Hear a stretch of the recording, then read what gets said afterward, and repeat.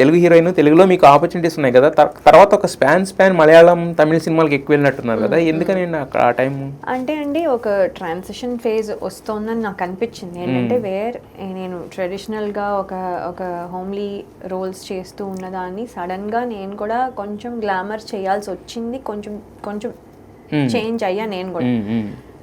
అది నాకు అంత ఎక్కలేదు. అంటే నేను నన్ను అలా చూసుకోవడం, జనాల సంగతి నాకు తెలియదు.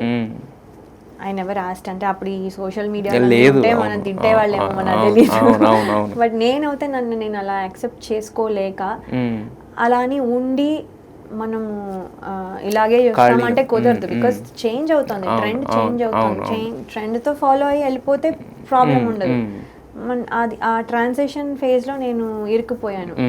నా mind is saying don't do it, but అది చేయాల్సి వచ్చేలాగా ఉంది. సో అప్పటికి 2-3 చేశాను. చేసిన తర్వాత ఇంకా నాకు అది నచ్చక తమిళ్ అండ్ మలయాళం నా కైండ్ ఆఫ్ ఫిల్మ్స్ వచ్చాయని అక్కడికి వెళ్ళాను. అంటే అది కంటిన్యూ చేసి ఉండేదాన్ని లోపల.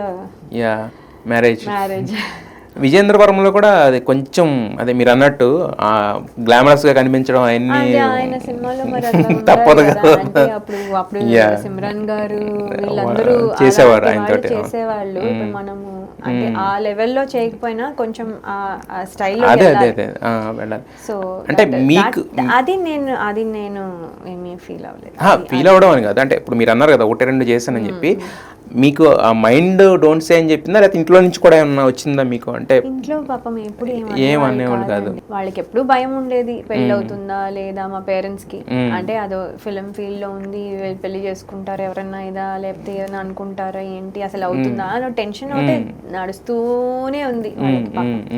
అది నేను ఎంత చెప్పినా, నేను ఎంత మంచిగా ఉన్నా, నేను ఎంత మంచి పేరు తెచ్చుకున్నా అది హెల్ప్ అవ్వలేదు.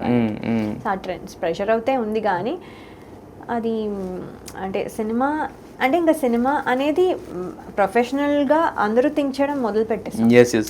బిగినింగ్లో ఉన్న ఇన్హిబిషన్ స్వయంవరంకి వాటిలో చాలా చాలా చేయను, అది చేయను, ఇది చేయను, వాళ్ళతో ఇది చేయను, ఇది పెట్టడానికి లేదు, మీరు ఇది చేయడానికి లేదు అని మా నాన్నగారు. నేను అనుకున్నాను ఈ పెద్ద హీరోయిన్లు సావిత్రి గారు కూడా ఇలా అనుండరు, అంటే వాళ్ళు కూడా ఇలా అనుకుంటారు. మా నాన్న ఇది చేయరు, అది చేయరు, అది చేయరు అంటే పాపం వాళ్ళు ఏం అనలేదు. నేను అనుకుంటున్నాను ఇప్పుడు అవుతే పిచ్చి తిట్లు ఇటు నువ్వు అస్సలు ఇవ్వడమే ఎక్కువ, పో ఇక్కడ నుంచి అనేవాళ్ళు. అసలు మీ నాన్నగారు మా నాన్నగారు కొన్ని రెస్ట్రిక్షన్స్ పెట్టారు ఫస్ట్ లో. ఆయన హగ్లు ఉండకూడదు, ఇది టచ్ ఉండకూడదు. ఎలా అవుతుంది సినిమా? ఓకే అన్నారు. మళ్ళీ అక్కడికి వెళ్ళి పెట్టమంటే పెట్టిన తర్వాత మా నాన్నగారు వద్దన్నారు కదా, నేను చేయను అని. అలా కాదమ్మా, ఇలా కాదమ్మా, అలా కాదు, చెయ్యాలమ్మా, ఎందుకంటే అది చెప్పమ్మా ఇది. అంటే స్టార్ట్ చేసినప్పుడు 16, అయ్యేసరికి 17.5 అయిపోయి రిలీజ్ అయ్యేసరికి.